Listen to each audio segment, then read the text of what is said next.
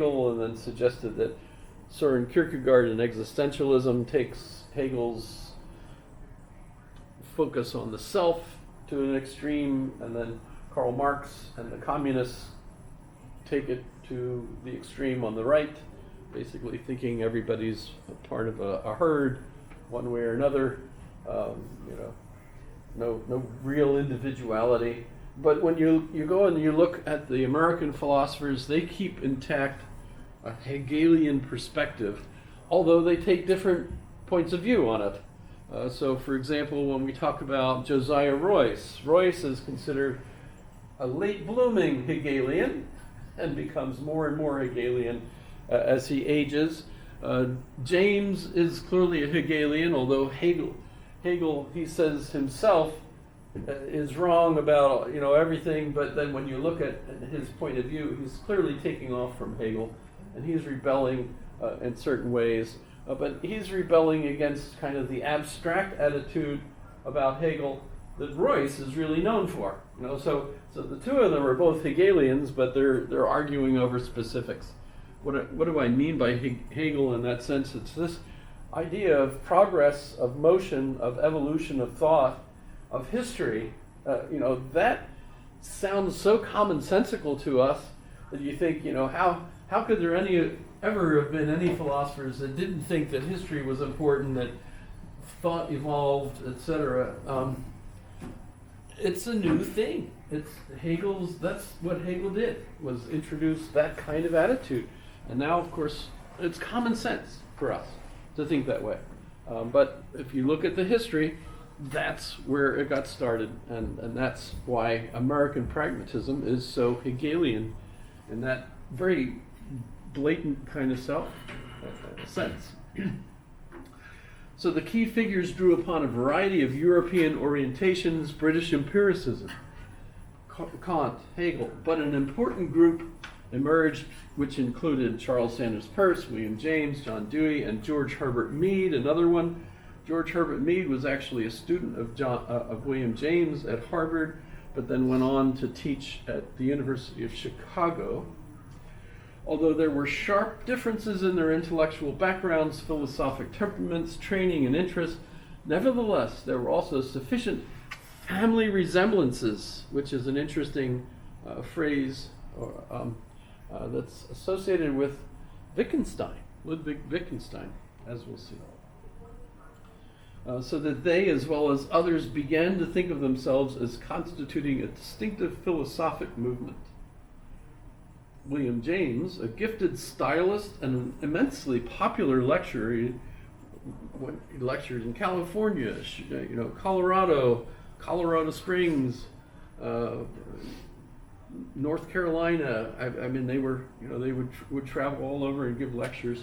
Remember, they didn't have radio, they didn't have TV, they didn't have movies. They had theaters where you could go and listen to concerts and musicals, maybe plays and things of that sort. But for intellectual entertainment, you would go to the theater and listen to a lecturer. We still have that. I don't think it's as big a thing here in town. We recently just had Liz Cheney was here giving a lecture. The university sponsored her, etc. So you get the idea. There's that kind of thing. Tomorrow evening at 6:30 at the Luzak at the Wilda Marston Theater, one of our own professors, Greg Hartley, is giving a lecture on food in The Lord of the Rings and C.S. Lewis. If you're interested in The Lord of the Rings or C.S. Lewis, and you're curious about how food is part of that literature, go listen to Greg tomorrow evening. By the way, that was his PhD thesis. Food and fantasy novels? Yes, and those specific. Like agriculture, like everything, or just what they ate? I'm not that sure I've never read it. I've heard him lecture on the topic before, and it's more or less just, Sam says, what we need is taters. and Smeagol says, "Taters? What are taters?" Which, by the way, that's just dumb because Smeagol turns out is actually another hobbit, right? Well, go tomorrow and listen to Greg. What was the He's- story you told on Monday? What was the story I told? About the ring story. Is the Lord of the Rings based on the story from back then? Tolkien says no. I think I did a little bit of research. It When sounds very people say, similar. I mean, even J.K. Rowling in her story, and by the way, there's a ring of power in that story too. Bad news for Dumbledore, right? He shouldn't have put it on, dumb person. There's just stuff about powerful rings. No, the Lord of the Rings, it clearly has lots of similarities to the ring cycle, because there's a ring, the ring of power in the Lord of the Rings. And I mentioned, of course, the ring of Gyges. That's the earliest ring story I know of. And yet all the characteristics of the ring of power are in that one as well. You become invisible and can do all sorts of things. And it's bad for you as well. The ring of what? The ring of Gyges. That was I mentioned it, but maybe just briefly. Yeah,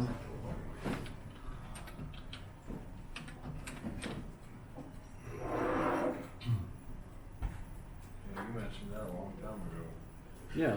Yeah. Okay, thanks. As I think David mentioned on Monday, a lot of these stories just keep persisting constantly. We don't really have that many stories. My favorite on that regard, though, is Aristotle, who says there's only two plots in all of our narratives. One is tragedy. And the hero does everything right, just like Jesus. His perfect sacrifice, and he still dies on the cross. So the hero still gets fucked. Oh, should I have said that word? It's becoming so common. I don't know. Even our president Stop says it. apologizing. Okay. I'm being desensitized to, And then the other plot, according to Aristotle, and this is part of the book that's actually missing, but nonetheless, we know ahead of time that he's going to talk about comedy. So tragedy and comedy, those are the only two plots. In comedy, the whole thing is that the main character, you wouldn't call him a hero, does everything wrong and still succeeds in the end. I think of Peter Sellers, as Inspector Clouseau. That's or even better, Peter Sellers in Being There. Not familiar with Being There? not familiar with Peter Sellers. Ah, Shada. Let's see. Being There. 1979 film. Peter Sellers. I won't try to actually play any of it. But now, this is way before Trump. So, but he comes across as an absolute idiot. And yet, by the end of the movie, they're electing him president. I have a question. Yes. What would you say about a movie like Castaway? You mean the Tom Hanks movie with the soccer ball that is, Yeah. he names? He gets rescued, right? So He it's- does. it's a He happy does get ending, rescued. But the whole movie is a tragedy, pretty much. But is it also a comedy? Never mind. I would say that not only the movie, but the novel it's based on, of course, is Robinson Crusoe. Who Robinson Crusoe ends up on an island with his man Friday. It doesn't have a volleyball. They even did a miniseries on it a couple times. But I would say that it's actually a comedy, closer to a comedy. Although, even though it's very clear, the way Aristotle describes the two types of plots, Americans hate tragedy. I'm quoting a particular individual who, tragedy, we hate tragedy. Is that Nixon? No, it was an academic who was in a series of movies on ethics that I used as part of my ethics course years ago. And it was just hilarious the way he said, we hate tragedy. So our movies tend to have good endings for the most part, because we don't like tragedy. But tragedy is always supposed to end with the death of the Savior on the cross. It's not supposed to, but remember, I said that one of the scariest movies I've ever seen is Beverly Hills Chihuahua. Because here you have Chloe, it's just a chihuahua. And yet she goes through the exact same narrative as Jesus. Think about it. Kids get to watch this movie when they get old enough and they're being taught about Jesus. They say, Jesus is Chloe, isn't he? I used to watch VeggieTales for so long, and my family's not religious at all. And then I watched it later, and I was like, oh my God, this is about God and Jesus. Okay. Sorry, I have way too much to talk about today. So, who was the first one to call it pragmatism? It's not really true to say that Peirce was the one that called it pragmatism first, because Kant actually used the word pragmatism in one of his books, Pragmatic Anthropology. It was one of Immanuel Kant's books. However, Charles Sanders Peirce calls the American philosophy pragmatism, and William James picked it up. They're in the same club, after all. James's view of what pragmatism is, basically, if it works, it's true. Basically, this is the whole point of pragmatism. And Peirce didn't like that, so he got mad at James and said James' popularization that he renamed. He was upset about it that he renamed his own specific philosophy pragmaticism, a name ugly enough to be safe from kidnappers. And that's actually kind of silly because, as you'll see, Charles Sanders Peirce ended up broke, totally busted, and James was the one that kind of kept bailing him out until James died. And I don't know what happened to Peirce. And then when Peirce died, I don't know what happened to Juliet, who was his wife. Is So, that a quote from Peirce? yes. Describing his own? Yes. Okay. Pragmaticism. Sounds a little bitter.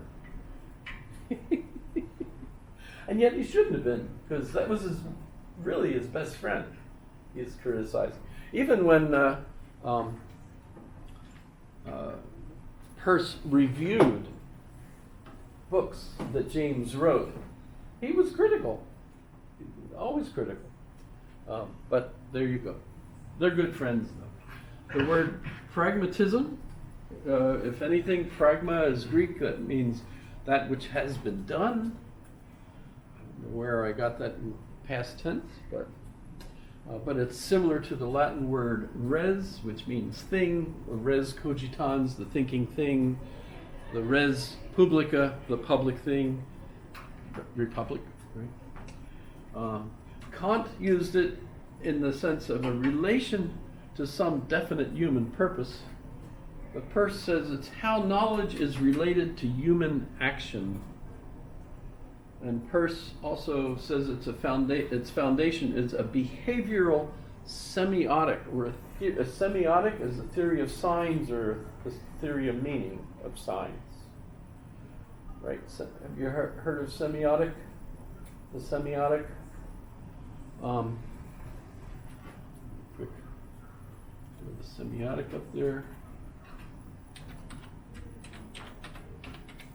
There's actually journals.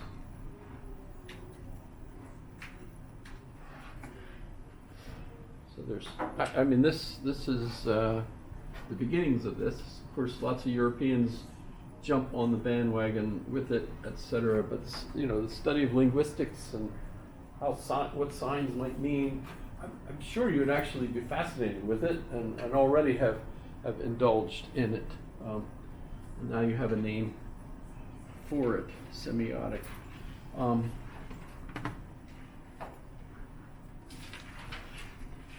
So for Peirce, the meaning of a word is its use. We'll notice that this is also picked up by Ludwig Wittgenstein later. And so meaning, logic, and rhetoric. In that sequence, it's actually following the same sequence as the studies in the Middle Ages, where you would study first how you get meaning, then you would study grammar, and then you would study logic, and then you would go on to study rhetoric, which is putting it all together in speeches, right? So there's a mountain there. Remember, they also had so that would be the quadrivium in the Middle Ages, and then there's the trivium, which is the three on top of that, which included mathematics, astronomy, and music. That's the highest. So when you're studying that, you're studying God, essentially, once you get to that. So Charles Sanders Peirce, notice he was born in Cambridge, Mass. His father, Benjamin, was already a leading mathematician and astronomer at Harvard, specifically at the Lawrence Scientific School, which I gather is somehow part of Harvard.